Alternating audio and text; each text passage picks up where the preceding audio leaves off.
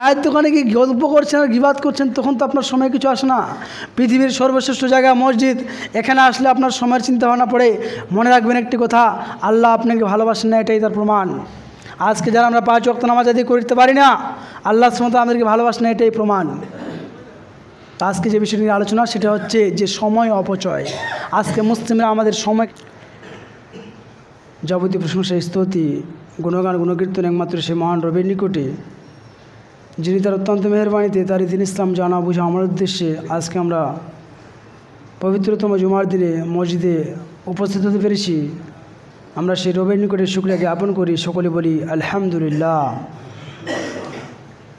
যে মহান সৃষ্টিকর্তা এই পৃথিবীর বুকে এমন একটি গ্রন্থ প্রেরণ করেছেন, যে গ্রন্থ 1450 বছর অতিবাহিত হওয়ার পরেও বিন্দুমাত্র ত্রুটি বিচ্যুতি, বিন্দুমাত্র পরিবর্ধন এবং কি সংযোজন বিয়োজন করা গোটা মানবজাতির পক্ষে সম্ভব হয়নি। আমরা সেই রবের নিকটে শুকরিয়া নিমিত্তে আমরা আরেকবার অন্তরস্থল থেকে শুকরিয়া জ্ঞাপন করব, সকলেই বলি আলহামদুলিল্লাহ।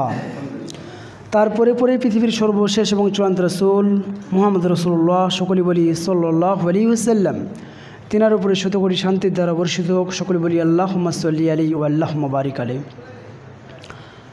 সম্মানিত মসজিদের মুসাল্লি, আজকে সংক্ষিপ্ত পরিসরে জুমার খুতবায় যে বিষয়টি নিয়ে আলোচনা করব, সেটি হচ্ছে যে সময় অপচয় এবং জ্ঞান অর্জন, এবং বর্তমান প্রেজেন্ট যে মুসলিম উম্মাহ অর্থাৎ মুসলিম জাতির যে অধপতনের অতল গহ্বরে আজকে মুসলিম জাতি নির্যাতিত, নিষ্পেষিত, লাঞ্ছিত, বঞ্চিত, পদদলিত, সারা পৃথিবীর পরিপ্রেক্ষিতে আজকে মুসলিমরা বহিষ্কৃত বটে। এক সময় যারা এই পৃথিবীকে শাসন করেছে, আজকে তারা তাদের গোলামে পরিণত হয়ে গেছে। এক সময় যখন মুসলিমরা রোম, বাগদাদ, সিরিয়া, ওমান, তুরস্ক, পৃথিবীর প্রত্যেকটি জায়গাতে মুসলিমরা যে আধিপত্য বিস্তার করত, তাদের কিংডম, তাদের পাওয়ার, তাদের রাজত্ব গোটা পৃথিবীব্যাপী ছিল। অর্ধ পৃথিবী শাসন করেছে ধুলার তক্তে বসি, খেজুর পাতার প্রাসাদ তোমার বারে বারে গেছে খসি। কাজী নজরুল লিখেছেন যে একসময় মুসলিমরা অর্ধ পৃথিবী শাসন করেছে। তাদের ছাদ ছিল, এখনকার মতো সুন্দর ছাদ ছিল না, সামান্য খেজুর পাতা তাদের ছাদ ছিল। তারা যেখানে ঘুমাতো সেটা ছিল ধুলো বালির। তারা খেজুরের ডাঁটির উপরে, মাটির উপরে ঘুমিয়ে তারা জীবনযাপন করত। আজকে সেই মুসলিম আমরা সুন্দর বাড়ি তৈরি করতে পেরেছি, দালান বিল্ডিং করতে পেরেছি, ছেলেমেয়েকে উন্নত শিক্ষায় শিক্ষিত করতে পেরেছি, কিন্তু আজকে মুসলিমদের কোনো পাওয়ার নেই, মুসলিমদের কোনো কিংডম, রাজত্ব নেই। আলোচনার পূর্বে প্রথমে বলতে চাই যে আমরা যে খুতবা শুনতে এসেছি, খুতবার যে আদব, এই আদব কিন্তু হচ্ছে না। অনেকে পিছনে বসে গেছেন, অনেকে আবার দেওয়ালে হেলান দিয়েছেন, এইভাবে কিন্তু খুতবা শোনা হয় না। আপনাকে বলছি আপনি একটু ঘুরে বসুন, আপনি ঘুরে বসুন। খুতবার আদব হচ্ছে প্রথম লাইনটা কমপ্লিট হবে, তারপরে দ্বিতীয় লাইন কমপ্লিট, তারপরে তৃতীয় লাইন কমপ্লিট। মেয়েদের জন্য হচ্ছে শেষের লাইনটা উত্তম, পুরুষদের জন্য হচ্ছে প্রথম লাইনটা উত্তম। অথচ আমরা প্রথম লাইনকে ফাঁকা রেখে পিছনের লাইনে দাঁড়াতে পারি না, একান্ত কোনো প্রয়োজন ছাড়া। আর আপনি পিছনে বসছেন, আপনি একটু আগিয়ে আসুন, ওনাকে একটু আগিয়ে আসতে বলুন। কারণ মসজিদে এসে মসজিদের আদব রক্ষা করতে হবে। এটা আমাদের ঘর নয়, এটা কারো বাপ দাদার পৈতৃক সম্পত্তি নয়, এটা হচ্ছে আল্লাহ সুবহানাহু ওয়া তাআলার ঘর। আল্লাহ সুবহানাহু ওয়া তাআলা যে সমস্ত বিধিবিধান নবী মুহাম্মদ সাল্লাল্লাহু আলাইহি ওয়াসাল্লামের মাধ্যমে মহাগ্রন্থ আল কোরআনের মধ্যে, এবং নবী মুহাম্মদ সাল্লাল্লাহু আলাইহি ওয়াসাল্লাম যে সমস্ত হাদিস রয়েছে সহিহ বুখারী, মুসলিম, আবু দাউদ, নাসাই, তিরমিজি, ইবনে মাজাহ, বাইহাকি, দারমি, দারাকুতনি, এই সমস্ত হাদিসে যে সমস্ত সিস্টেম রয়েছে, সেই সিস্টেমে আমাদেরকে জীবন অতিবাহিত করতে হবে। এক শ্রেণীর মুসল্লি আছে, জুমার দিনে আসবে, দেরি কাম টাম করে শেষ করে আসলে এসে মসজিদে এসে ঘুমাতে শুরু করে দেয়। কেউ অন্তত ঘুমাতে পারবেন না। আজ থেকে নিয়ে নিয়ত করুন, যতদিন ধরে বাঁচবো আল্লাহ সুবহানাহু ওয়া তাআলা বাঁচিয়ে রাখবেন। প্রথমত কাতারকে কমপ্লিট করে তারপর দ্বিতীয় কাতারে দাঁড়াবো। 2 নাম্বার, মসজিদে এসে হেলান দিব না।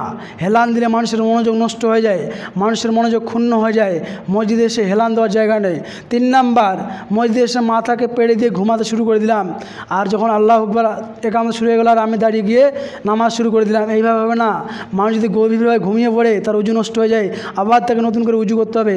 অতএব মসজিদে আমরা এসেছি, আমরা যতটুকু সময় এসেছি, পৃথিবীর সর্বশ্রেষ্ঠ জায়গা হচ্ছে মসজিদ।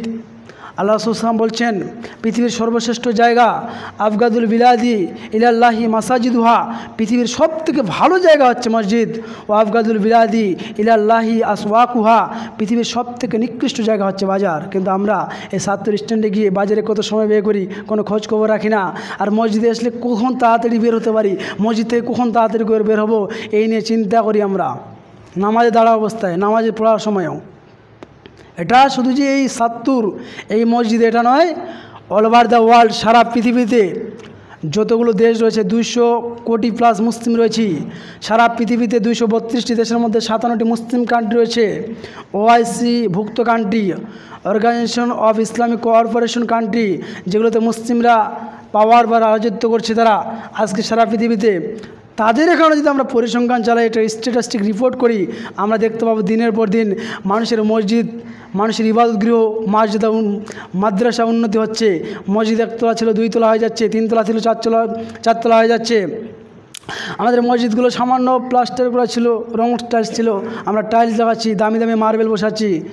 মসজিদ মাদ্রাসা ছিল ১ তলা ২ তলা, সামান্য কিছু ছিল, ছাত্রপাত্র ছিল, মাদ্রাসাকে ৫-৬ তলা করছি করে রাস্তার পাশে গিয়ে আমরা গর্ব করছি যে আমাদের মসজিদ বিশাল করে দিয়েছি, হেভি হেভি টাইলস লাগিয়েছি, সুন্দর মার্বেল লাগিয়েছি। কিন্তু ওহে মুসল্লি, ওহে মুসলিম সমাজ, মসজিদে গিয়ে যে আজকে জুমার দিন আমরা নামাজ পড়তে এসেছি, ২.৫ ঘন্টা পরে নামাজের সময় হবে, হাইয়া আলাস সালাহ, সালাতের জন্য এসো, হাইয়া আলাল ফালাহ, সফলতার জন্য এসো। যতগুলো মুসল্লি আজকে আমরা এই জুমার দিনে এখন মসজিদে এসছি, অতগুলো মুসল্লি পাওয়া যাবে? পাওয়া যাবে না। এই সামান্য মাদ্রাসায় কয়েকটা ছাত্র পড়বে, আর মাদ্রাসায় যে সমস্ত শিক্ষক মণ্ডলী রয়েছে তারা নামাজ পড়বে, আর হয়তো গ্রামের ২-৪ জন যারা বৃদ্ধ হয়ে গেছে তারা পড়বে। অধিকাংশ ক্ষেত্রে আমরা যারা যুবক রয়েছি আমরা আমরা নামাজ পড়ি না। তাহলে এই মসজিদ উন্নতি, এই অবকাঠামোগত উন্নতি, এটা উন্নতি নয়। ১ নম্বর যেটা উন্নতি হতে হবে সেটা হচ্ছে আমাদের ইমানের উন্নতি হতে হবে। আগের যুগে নবী রাসূলদের সময় তাদের মসজিদে টাইলস মার্বেলস আর এই ফ্যান ছিল না, তারা তো সুন্দর করে আরামের আয়েসে নিয়ে আর এসির নিচে তারা স্থান পায়নি। তারা সামান্য খেজুর পাতা দিয়ে তৈরি করা মসজিদে আল্লাহ রাসূল সাল্লাল্লাহু আলাইহি ওয়াসাল্লাম বলছেন লাইলাতুল কাদের রাতে তিনি নামাজ পড়ছেন, তার কপালে কাদা লেগে গেছে, কাদার চিহ্ন লেগে গেছে। মানে মসজিদে সামান্য ঝড় বৃষ্টি হয়েছে তো কাদা জমে গেছে, তার কপালে আল্লাহ রাসূল সাল্লাল্লাহু আলাইহি ওয়াসাল্লাম বলছেন যে আমার কপালে লাইলাতুল কাদের রাতে আমার কপালে কাদা লেগে গেছিলো। আর আমরা এখন মসজিদ এসি করতে হবে, এই করতে হবে, সেই করতে হবে, কিন্তু আমরা ৫ ওয়াক্ত মুসল্লি বেশিরভাগ ক্ষেত্রে নেই।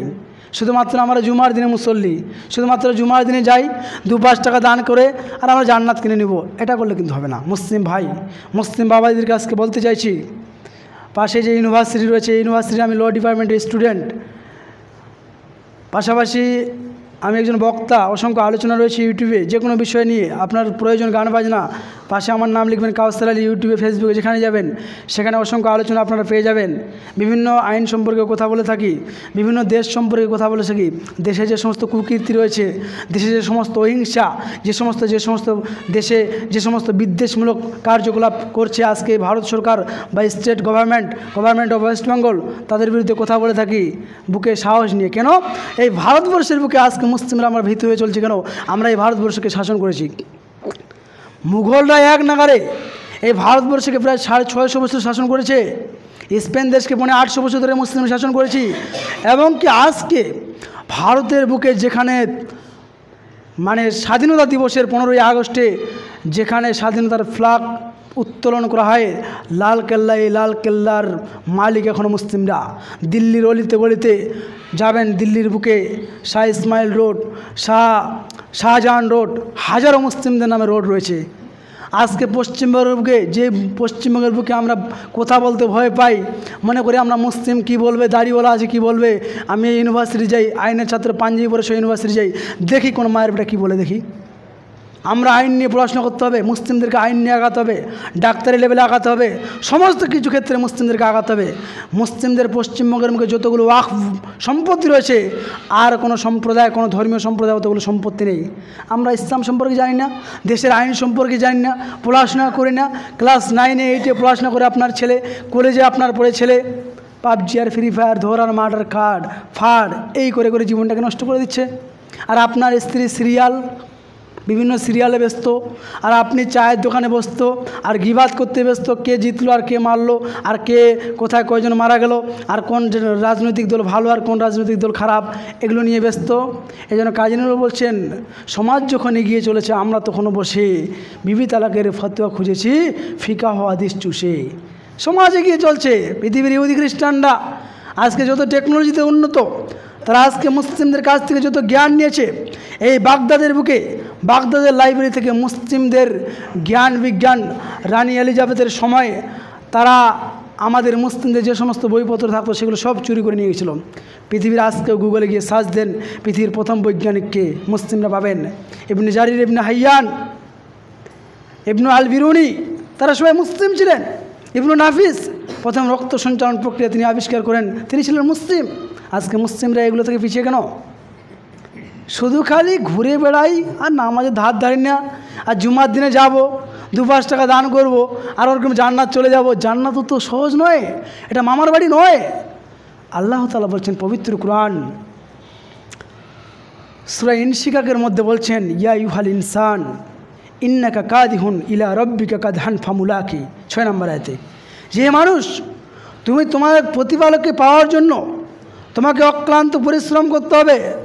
হুমশিকালে গেলাম আর 2 রাকাত নামাজ পড়ে দিলাম, আর মসজিদ থেকে তাড়াতাড়ি করে বের হলাম, কখন জুমার নামাজ শেষ হবে আর কখন বের করতে পারি।